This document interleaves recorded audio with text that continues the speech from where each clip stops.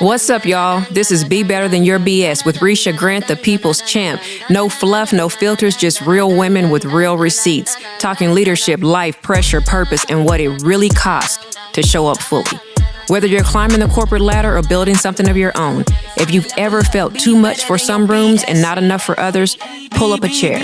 These conversations are for you. This is the Zerlo Network, powered by people who make it possible. What's up, everybody? It's your girl, Risha Grant. Today on Be Better Than Your BS, we're sitting down with Shayna Hammond, a powerhouse leader, serial entrepreneur, and the CEO and founder of Lead for Liberation and Indigo Unbound. She's built businesses that empower others, written a best-selling book, and created spaces for Black women to lead with authenticity and joy. But before all that, Shayna was an athlete, a competitor who found life lessons on the court and in the race. From basketball to business, from leading a school at just 25 to launching a national coaching movement. Shayna's story is one of resilience, reinvention, and refusing to sit on the sidelines. Let's jump into the pregame so we can see how it all began. Welcome, Shayna. Thank you for that wonderful introduction. Yes, and I'm so glad to have you here because I get to really talk about my first love, which is sports. And so tell me a little bit about your background, but also the sports part of it. Yes. I'm so excited to talk about sports and business in the same space. Yes. I too love them both. So I started out actually when I was 4 years old as an elite gymnast in Michigan. Oh, wow. Okay. Yes, in Lansing, Michigan, where like gymnastics is everything. And was, moved up pretty fast, was in gymnastics from maybe 4 to about maybe 10 years old. And I actually lived with my coach for a time. Oh, you were serious. Yes. That's next level when you got to move in with the coaches. Exactly, because my parents literally couldn't get me to practice because, we were up to 5 and 6 hour practices every single day except for Sunday. Oh my Which was just too rigorous, for them to be able to get me there. And so I learned hard work and dedication at a very, very young age. So I've got to know, like when you play sports at that age, acting, anything, it really shapes your worldview. How did that fit into everything you've done, even from going to university, James Madison University, and studying kinesiology? Like, how does that all fit into who Shayna is today? Yeah, because I started so young, it's all I knew. All I knew was, you get up early when you have a goal. And at the time, I did want to go to the Olympics. I did want to compete at the highest level. I looked up to gymnasts who were older than me. Yeah. And I knew that required a lot of dedication and focus. And so at a very young age, I just kind of always had that mindset of if you want something, you have to go after it. Yes. And so once I became a teacher, and it really got into leadership pretty young because I was someone who already took initiative. I was someone who people could look to for support and for leadership. That's just kind of how I've always been. After gymnastics, I played basketball. I played softball. I was a softball captain. Oh, wow. I was captain of my cheerleading squad at one point. So, being on a team and especially leading teams was something I had been doing for a very long time. Okay. And something that just kind of felt like home to me. I got to ask this because I saw that you were a sprint relay triathlete. What is that? Because I just did the 4x100, 4x200 and called it a day. I know, right? I didn't know what it was either until a really good girlfriend told me about it and encouraged me to sign up. So I had just had my second child. I have 2 children. Oh, wait a minute. You did this later in life? Okay. Respect. Okay, go ahead. I did. I had my children back to back. They're only 18 months apart. Okay. And I needed something to get me just kind of back. I hadn't been working out like I normally do. I do genuinely just love sports. I love being active. And one of my girlfriends had done one before. And like you, I was like, what is a sprint triathlon? First of all, what's a triathlon? Yes. Let's start there. And then what is a sprint triathlon? And she explained to me that basically it's a triathlon where you could do it as a team, where someone could do the swim, another person could do the bike, and then another person could do the run. Okay. And I was like, bet, because I am not a swimmer, not yet. Right. That is one sport I have not conquered, not yet.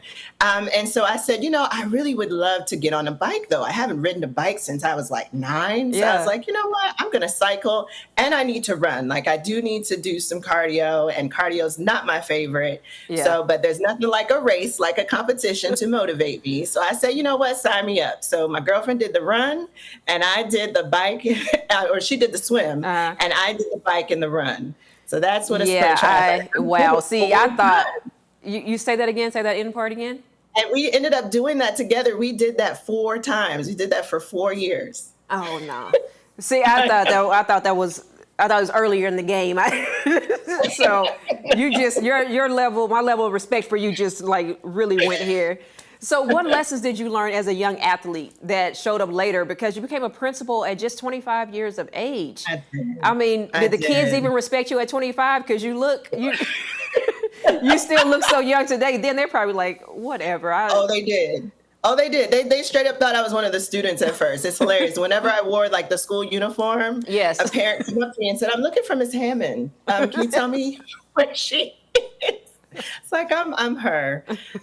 No, but sports really teaches you. I talk about this a lot. I'm very grateful that at a very young age I had really good body awareness and body confidence.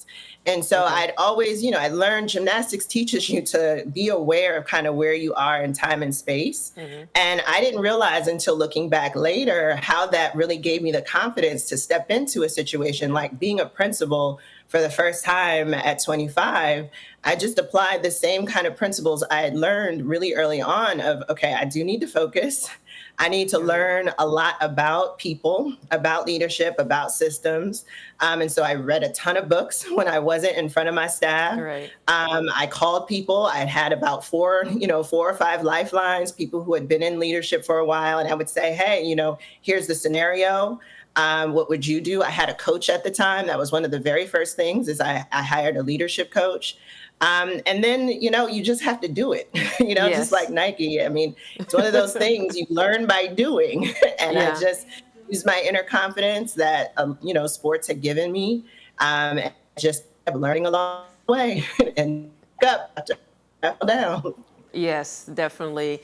I think a lot of athletes have the same kind of mindset, right? My sport was basketball. I played since I was a kid, but unlike you, I played because my cousins did not allow. They would make me play, but they wouldn't allow me to touch the ball.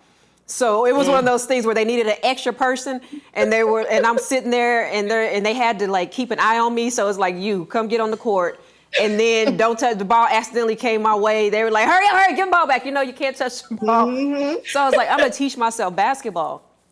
But it started something in me that I didn't realize until much later, because when you really love sports and you're really even just having fun with, not even thinking, I can actually go to college, I can actually do all these things, you said focus. It is the thing to make you go in there and show up in that gym every day, and you can't do the thing.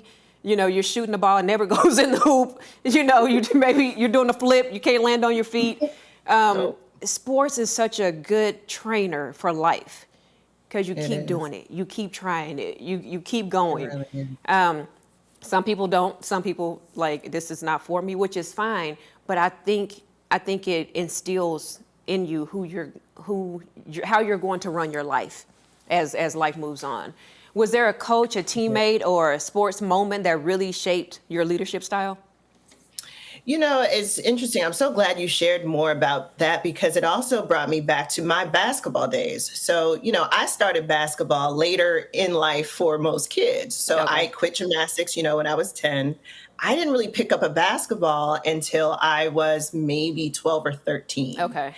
And but I was an athlete, I was strong. I was a quick learner, but I didn't have, the skills and that a lot of other girls my age had. And I'll never forget, having to play catch up. and, leaning on my athleticism as much as I could. But for the first time, I wasn't the standout star, on my team. I had to really work hard to get playing time. And I'll never forget, we were on an award-winning team my junior and senior year. Our senior year, we were undefeated, 33-0. Oh, wow. And we had an amazingly stacked team. 2 of our players went to the WNBA. Oh, amazing. And, but I myself rode the bench for much of that season. And it was a very humbling experience, right? And that's what team sports teaches you, is that everybody has a role to play. And you have to be ready to step up when it's time to step up, and step back, when it's time to step back. Yeah. And even though I didn't get much playing time, I was usually the first one at practice, the last one to leave. I was the first one finishing those suicides. Like, I never stopped trying, though. I never gave up. But it was humbling. And I think I needed that. And each level is humbling. Each level, you're the star. You go to college, or even going from middle school to high school to college, like you kind of start on the bench, and it's like, and you got to get out of your own head. Like, okay, you really do. You ain't all that. You might have been last year. Might be over there, but not over here. But how does that translate to leadership, to entrepreneurship? Yeah, I think for leadership, something that I've always gotten feedback around is that I have had a healthy balance between confidence and humility. I'm a very self-assured person. And when I say self-assured, I mean that my confidence more so comes from my anchoring, my belief in God, my belief in myself, my belief in how I start my days, and not as much based upon external emotion. And I really had to go through those tougher times to really understand the importance of really having that inner confidence and that inner drive, and not so much rely on the wins or rely on the praise, to really feel like I belong in any one space. Yeah. And so my, leadership style is very much about authenticity. And about raising your consciousness and how you treat the people around you. It's really an inner practice first before it even shows up. I love that. Thank you. We will be right back. Want more of what you're watching? Watch us on Roku, Amazon Fire, or listen on Spotify, Amazon Music, and iHeartRadio, to name a few.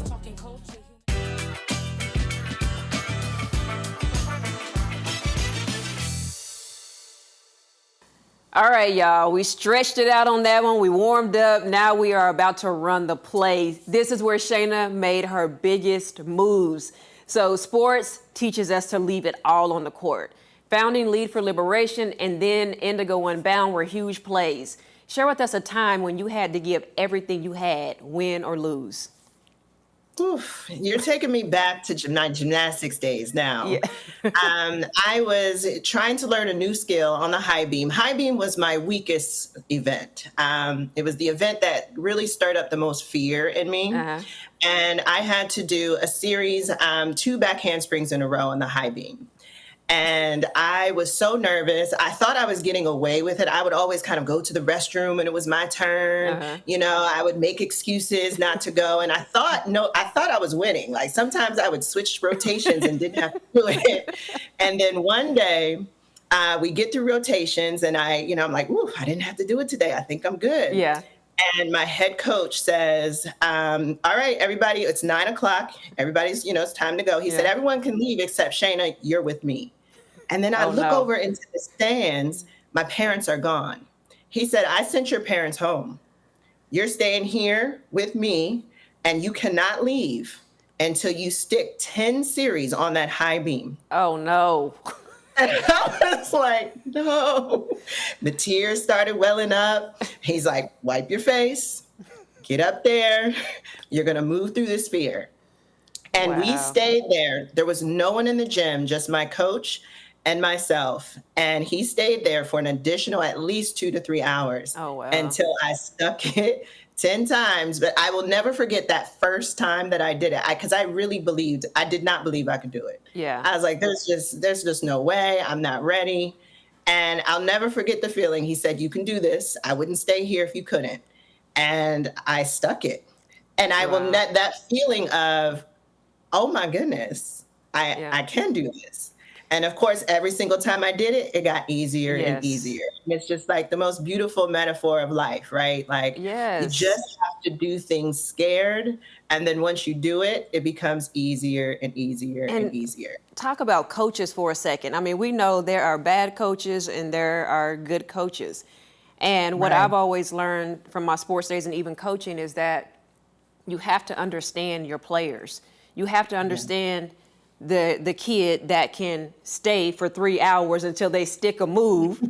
You have to Hmm. understand which kids you can yell at, which ones you need to put an arm around and go and talk to in private.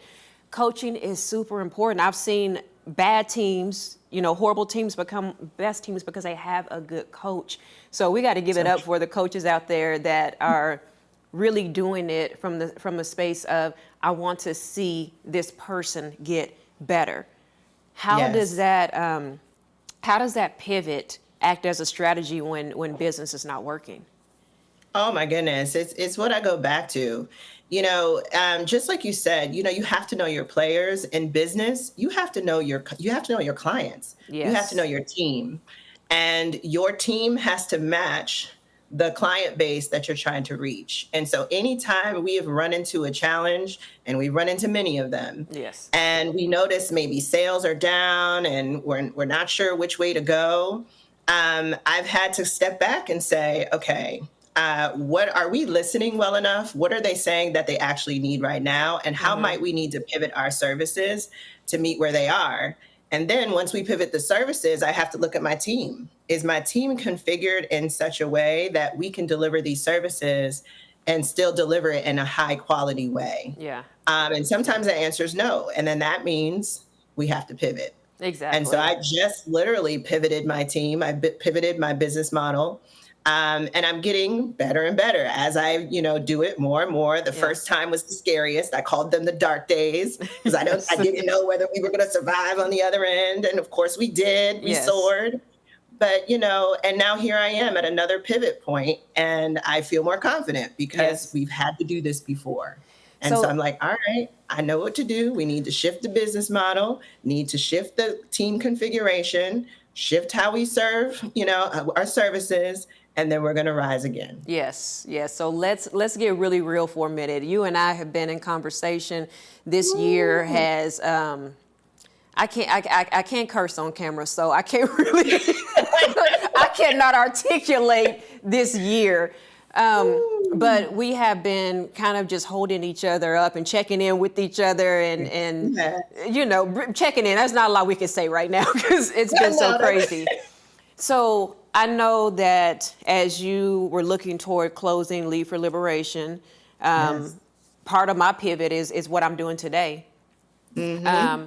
And we have to be open to those things. We So do. I want to ask this question. What parallels do you see between closing something that you have birthed, Lead for Liberation, if you decide to go that route, Yes. and an athlete losing a tough game or having that career-ending injury?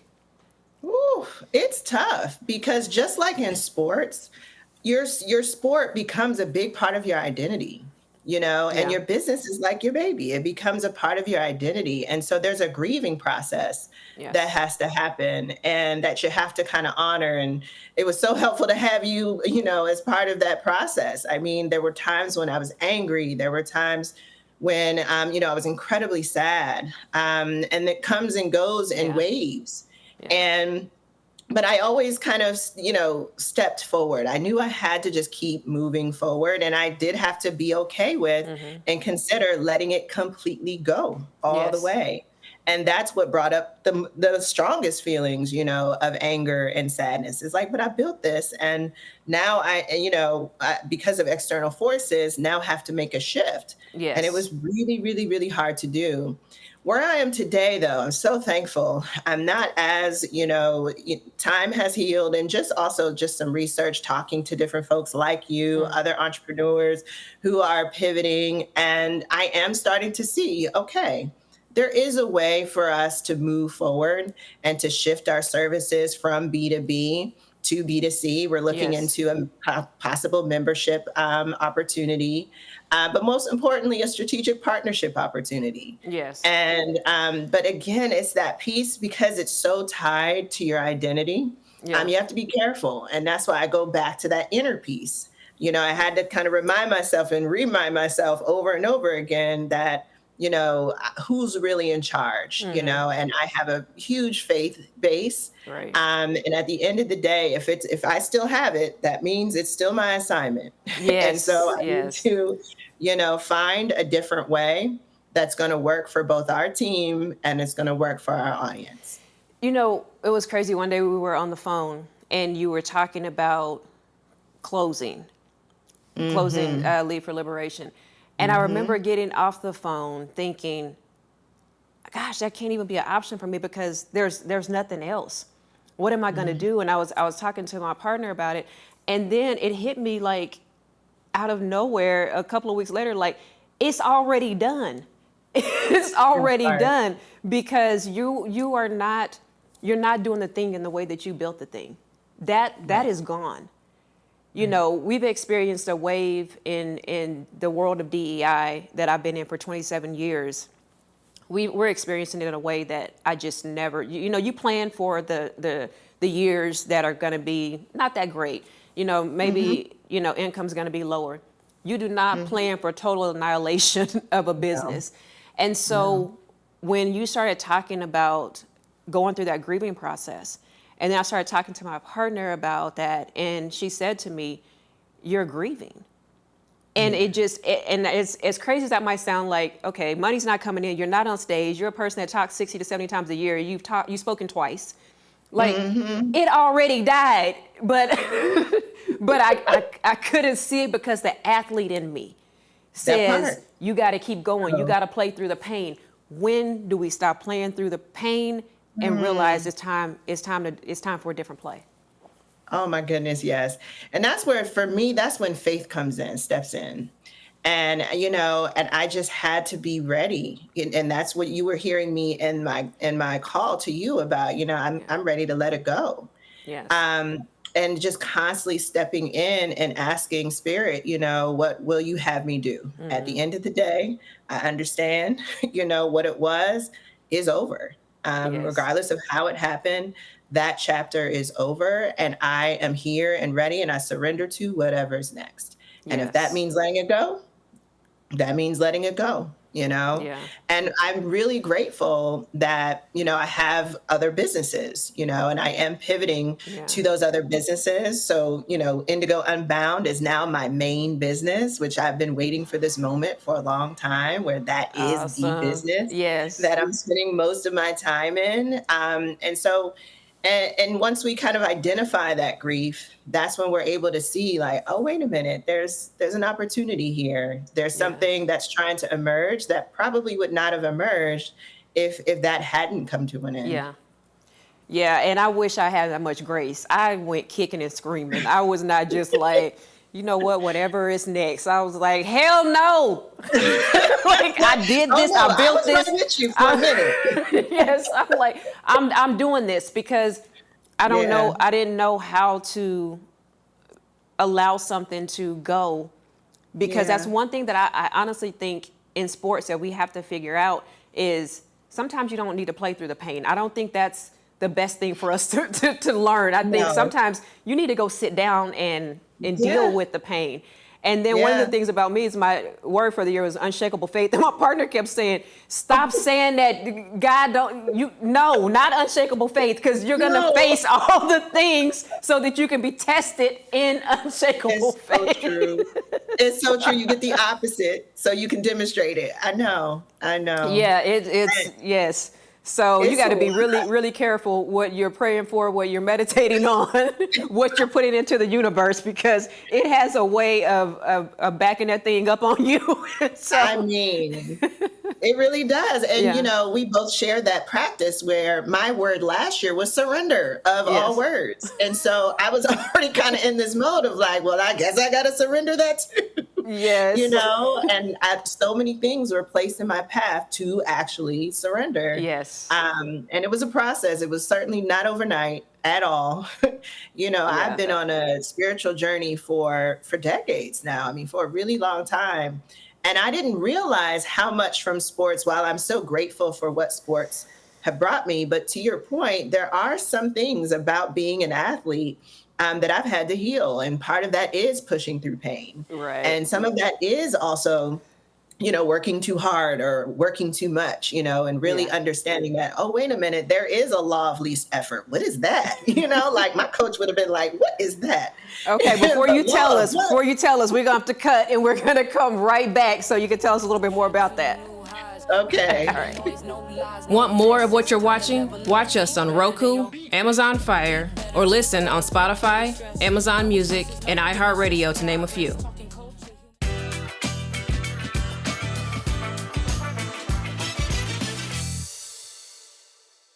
Every play comes with lessons, the wins, the losses, and the BS you got to shake off.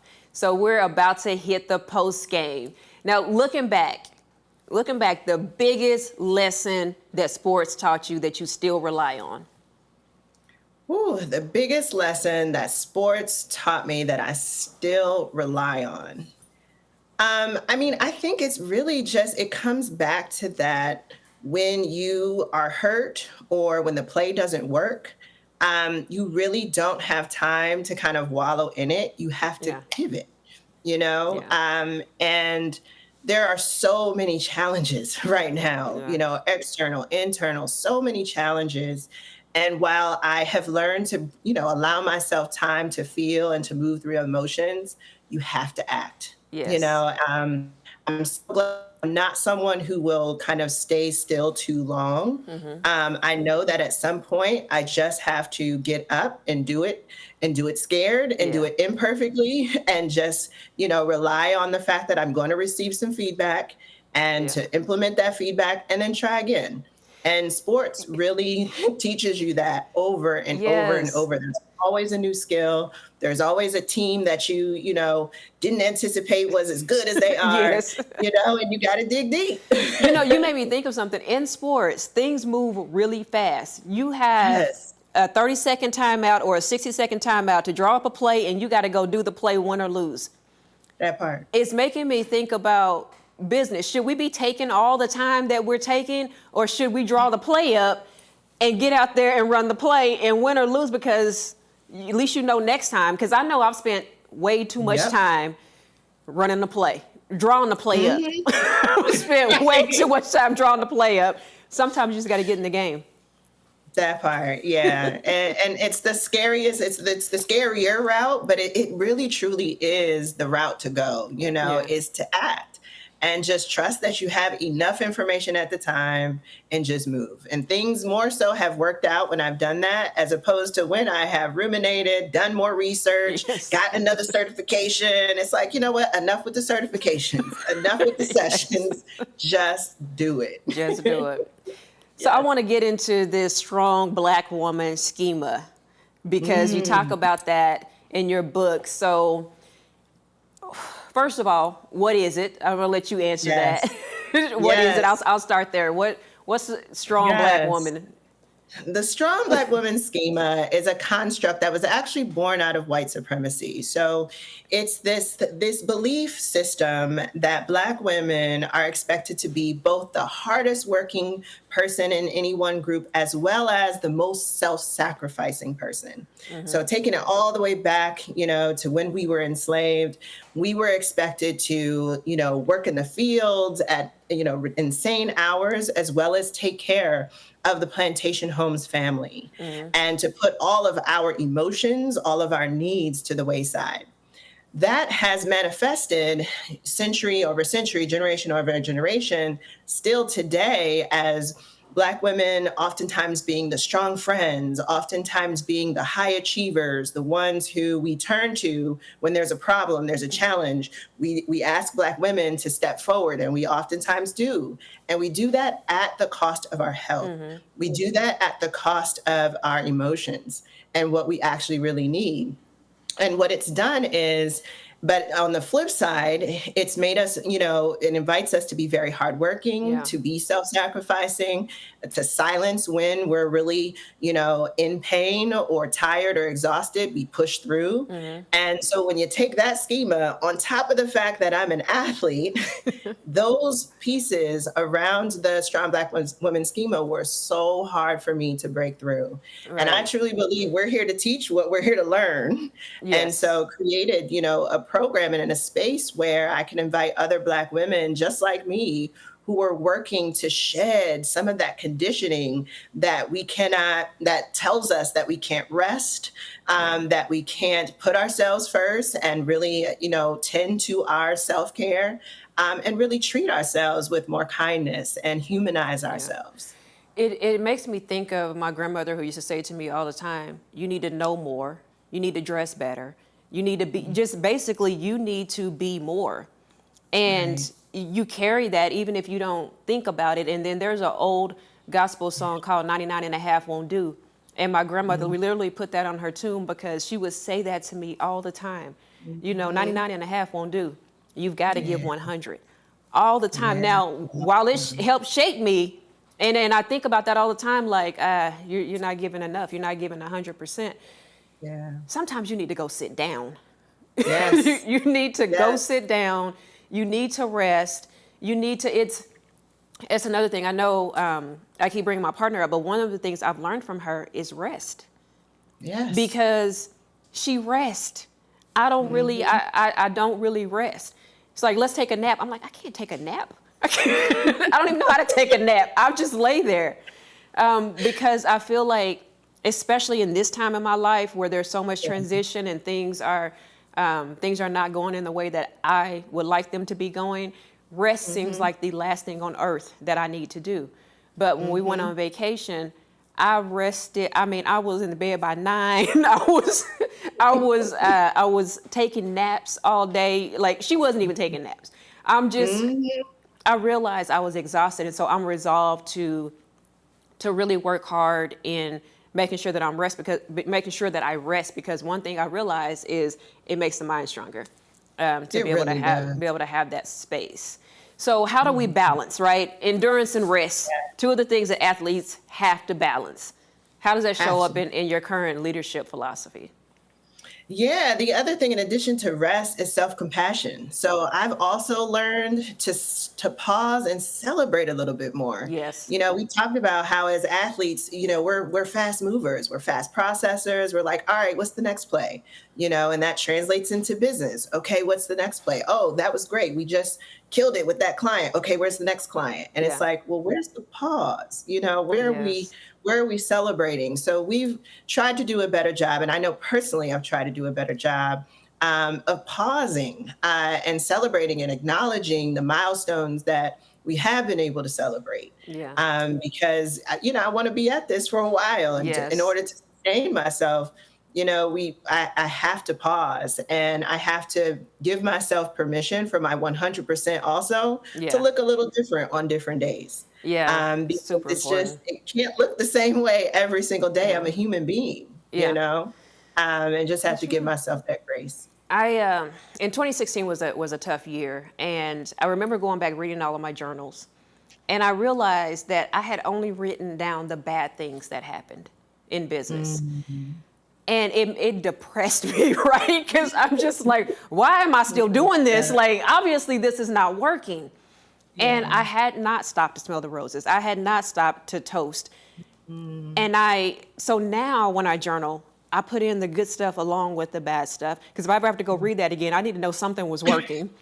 Yeah. So, and even if I have to toast by myself, even if I have to drink by myself and say, okay, Risha, you did that. It's okay to pat yourself on the back, because if you don't do it, you cannot keep moving forward. There are always so many things that hold us back, so much BS. So what's the BS that you are actively still working through in your personal culture? And the way that I describe personal culture is the vibe that you are when you come in the room and the impact that you leave behind you. Yes. So what BS are you still trying to work through? The BS I'm working through is, and you know this, I'm working on being more visible. I'm so excited to be here on this show. And I'm working through what's behind that challenge. And it's kind of what we talked about a couple beats earlier, which is you just have to do it. I keep thinking, well, there's so much I don't necessarily know about my type of business and what strategy for social media might be the best one. And it's like, you know what? You just need to get out there and you need to try it and you just need to show up more. Yes. And so I'm working on cutting through that BS, saying yes to invitations, and not just saying yes to invitations, but going out there and pitching opportunities to be more visible. That's the BS I'm working through. It's like, okay, that's great. You said yes, Shayna, but you need to ramp this up. Yeah. What have you gone after? What have you initiated? Love it. And, said, hey, I'm going to go ahead and put myself out there and go, be a guest here or start this there. But I'm still working through it. I'm still in it. Well, I'm going to check in on you. Keep checking on I'm going to check in on you. So, okay, we have 2 minutes. I want you to tell us a little bit about your spirituality and your ancestral ritual. So I know that that's something that's really important to you, and I want to get that out. So now you got less than 2 minutes, but go ahead and kill it. It's okay. Well, no, so I've mentioned it a couple times, being a hard-charging athlete really early on presented itself an opportunity to really grow spiritually. Mm-hmm. Because while it's great to be a go person and a high-achieving person, I want to also be a happy person and a joy-filled person and not feel so burned out all the time and anxiety-ridden. And it was really, truly me deciding to heal and me deciding to really develop a closer relationship with God. So I start every single day greeting my ancestors, lighting a candle. The candle behind me is a candle for my ancestors and those flowers for them as well. And I'd start each day before I'm a parent, before I'm a business leader, before I'm doing anything like that. I'm Shayna, I'm a child of God, and I am co-creating the intention for every single day. And in that intention, it's not just about what I'm going to get done. More importantly, is how do I want to experience this day? Yeah. So I woke up this morning knowing we were going to get together. I said, you know what? I want to have fun. I want to laugh. I want to be authentic. I want to be a gift, to whoever is there. And it's practices like that soften me, and soften whatever it is that I'm doing that day. And I don't put so much pressure on myself to be perfect or be this. It's like, nah, today I'm going to be me. I'm going to be authentic. I'm going to share. Yes, I'm going to get these things done. But I'm going to pay more attention to how I want to feel while I'm doing it. And that's what my growth in spirituality has helped me do. That was amazing. We will be right back. Want more of what you're watching? Watch us on Roku, Amazon Fire, or listen on Spotify, Amazon Music, and iHeartRadio, to name a few.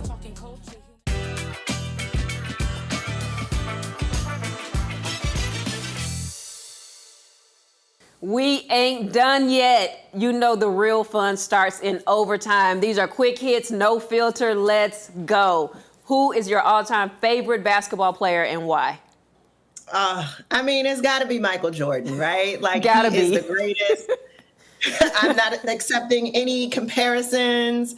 He's the greatest. It's Michael Jordan. I know these are quick hits, but LeBron, Michael, LeBron. No, to me, there's still no comparison. I have this argument with a couple of my cousins all the time. No one will. He has more rings. What he did during his time, he transcended basketball. Yes, he really did. And I can't necessarily say LeBron has transcended basketball. I respect what LeBron is doing in education, though. He's killing it. Yes, he's killing it. Right? Okay. Like, you respect that. But when we're talking just sheer, basketball player, I have to go with MJ. I agree with you. I'm there. Okay, biggest lesson you learned. I have on the basketball court, but I'm going to say you've done all the sports. So whichever one of them that you still use in business. Biggest lesson you still use in business. Biggest lesson I still use in business. I would still say I have to go back to doing things scared. You can't wait for something to not be scary, or you can't wait for something to not be as challenging. You just have to do the thing scared. Okay. If Indigo Unbound were a basketball team, what would the team motto be? Ooh, the team motto. What would the team motto be? It would be free. Our values actually spell be free, and Indigo Unbound is all about being a space where people can set themselves free from any kind of fear or limiting belief that's holding them back from their divine next level. I love it. When the game is on the line, are you the one who takes the last shot, or are you making the assist? Depends. Can we say depends? No, but if my instinct truly is to take the shot, is to take the shot. There's this strategy that I do when I'm doing something and doing it scared. I put my fingers like this, and it takes me back to a memory when I was playing softball. Actually, it was the championship game. We're tied. It's bottom of the ninth inning. Yes. I'm on third base, and the ball goes past the catcher, and the third base coach doesn't say anything. But in my mind, I'm like, I can make it. Yeah. And I just take off. I can go. I was out there, right? And we won. We won the game. And I go back to that memory. That, you know what, Shayna, that's your first instinct. Yeah. Your first instinct is to bet on you. And there are times, though, like y'all times for and there are times I'll pass the ball or I'll say, no, maybe not yet. And it's like, no, that's not naturally who you are. Yeah. Naturally, you're like, yeah, I could do that. I got that. Yeah. And I remind myself, I do this to remind myself when I forget who I am. You took me back, seriously, because it is, I'm going to take the shot too. Same thing, game is tied, there's no time on the clock, I gotta make the free throws. And so, but again, I also think there's a lot of pressure that sometimes you need to assist. I suck at assist. Sometimes you just need to throw that ball behind you and let somebody else take the shot. Now, would your teammates have called you more of a strategist or an energizer? That's a good question. Would they have called me more of a strategist or an energizer? Probably an energizer first. I think I would like to think of myself more so as a strategist. But I've always gotten kind of the feedback. I was one who would come up with the chants we would do before the game, I'm the one who's the hypest on the team, we're freestyling in the, car before the game, I'm hyped. I'm always hyped. So I think I would say the energizer, I'm the one who's yeah, we're down, but we got it, Yes. Okay. I can see somebody that. else needs to be sure we got it with the right strategy. But I'm always going to come with the energy. Okay. Okay. What's something that we say or do in sports that you wish would go away? Just if I ever hear it again, it'll be too soon. This whole notion to push through pain. Yes. I really do think, that needs to go away. I pay so much respect to Simone Biles. For really being an example, a worldwide example of what it means to say, no, I'm actually not okay. And I'm actually not going to push through right now. Yes. And her not pushing through in those Tokyo games and coming back and killing it the next time and teaching us all, that there are times you need to retreat. Can you imagine her mindset? Can you imagine her mindset during that time and all the internal turmoil of, and everybody is saying everything, every news station, every sports station, all social media channels, to say, I need to do this. It's okay for me to do this. It took so much. And there was a WNBA player, and I don't want to get it wrong, so I'm not going to say her name, but the one that chose to not play in the WNBA for 1 year so that she could go and play in another country because she needed to rest her body. And she caught pure hell because for one, they were paying her 7 figures in that other country, and they paid her not to play in the USA. And she really, she really took the heat for that. But I love those two examples because sometimes you just need to chill out. So you need to chill out. You need to take care and heal the pain. Yes. Stop playing through all the pain. Okay, pregame ritual before a big meeting or a big coaching session. Oh yeah, breathing all day, every day. Connected, conscious breathing. I take breaths. I have different kinds of breathing that I teach folks. But I always say the greatest resource we all have at any moment is our breath. And so I'll breathe in for 5, hold it for 5, out for 5, do that 3 times. And then I'm ready to go. My nervous system is regulated and we're ready to get it. I've been studying meditation for some years now, so I try to start every day with it, but breathing has become more important. In every shower now, I'm doing 3 breaths. I'm breathing in for 4, holding for 7, then breathing out. But we love to use essential oils in the shower. So now I got this whole thing, like get my essential oils. I'm gonna breathe, and now I'm ready to actually start bathing. Right? So. And I'm just like, I hope it works. At least I feel like I've taken a few minutes at the very least to just get my thoughts together. I would describe the leadership style in one single sports term. In one single sports term. Ooh, that's hard. Yeah, it's kind of hard. I said one earlier, and I think I'll stay on this thread. I said, just do it. At the end of the day, I'm going to cheat a little bit. Before just do it, center yourself and then just do it. Yeah. Is the, thing that I've learned to put on the beginning side of that. Okay. I love it. Now, this is one of my favorite questions. What would your soundtrack be? Not soundtrack, a song, music that if you were announced like a WNBA player, what's the song you want to come out to? Oh, what's the song I want to come out to? I was just having this conversation with a good friend of mine. I'm terrible at this because I don't remember the names of songs. If I hear it, I'll know all the lyrics, but don't necessarily know the name. For whatever reason, this song is so corny. The one that just popped up, I'm like, really? I don't even really like this song. But the Eye of the Tiger just came up. I'm like, really? The Eye of the Tiger? Okay, I like Rocky. And I'm like, why is that coming through right now? That is not it. Listen, if Rocky is on, I'm watching it. So I get it. I mean, it does. I guess it's yeah. See, I'm Motivation by T.I. Yes, y'all, I like a little trap music. Motivation by T.I. is, I love it. That's it. I'm ready. I'm ready to do whatever. Yes. All right. If personal culture were a basketball move, is it a crossover? Are you dunking it, or is it a fast break? Oh, it's a fast break. It's a fast break. I'm fast. I'm naturally fast. It's me against you. By the time we get down there, it's one-on-one. I'm like, bop, bop, let's go. It's a fast break. Okay. One superpower: speed, stamina, or accuracy? Speed, stamina, accuracy. Stamina.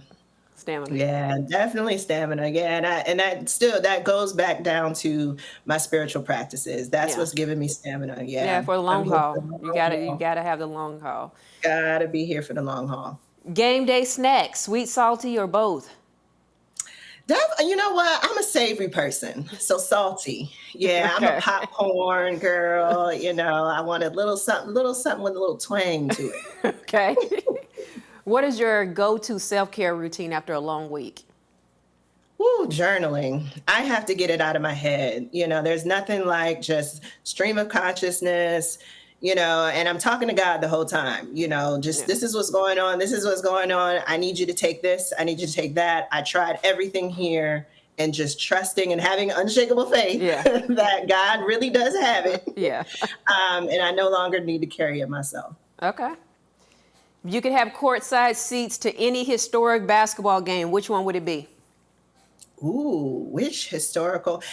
You know what? I have never been to a live women's March Madness. Okay, I'm putting it out there. Me either. Final Four series. I want to see those 2 final games. Let's make a date. I've been saying this. Let's make a date.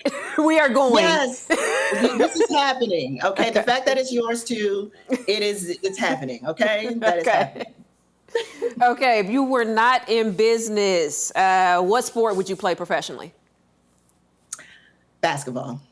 And it's interesting. So I was just having this conversation. Basketball is actually not the sport that I would say I'm the best in, skill wise. Yeah. But I love playing it. Like the basketball is just, when I get out there, I feel most myself. It brings me back to being on the court. Also grew up with a bunch of guys in the neighborhood, playing with them, trying to earn their respect on the court and getting much faster and better by playing with them. It just brings me back to so much joy, and freedom. With basketball, there's so much improv with basketball. I've always said, I'm best on the off the cuff. And I think a lot of that goes from being a baller. Yeah, I love it. We are going to end it on the note of joy. So I love that. Shayna, thank you so much for being here. I really, really appreciate it. Shayna Renee Hammond just gave us the real, from the court to the corner office, from leading schools to leading movements. What I love about her story is how sports, business, and life all came down to the same thing: showing up, playing your position, and creating culture everywhere you go. That's personal culture. It's not just who you say you are, it's how people experience you. Shayna reminded us that no matter the setbacks, you can still make the comeback if you're willing to be better than your BS. Until next time, I want y'all to keep it real, keep it human, and keep being better than your BS. Be better than your BS. Got a mirror in the mind, reflecting the test. What's the truth in your soul? What's the lie you suppress? Peel the layers back, onion of success. Gotta shed that old skin, no time to regress. From the boardroom table to the block finesse. Risha breaking chains, sparking thought, no less. Want more of what you're watching? Watch us on Roku, Amazon Fire, or listen on Spotify, Amazon Music, and iHeartRadio, to name a few. Be better, be bold, break through the stress. No excuses, no limits, just progress.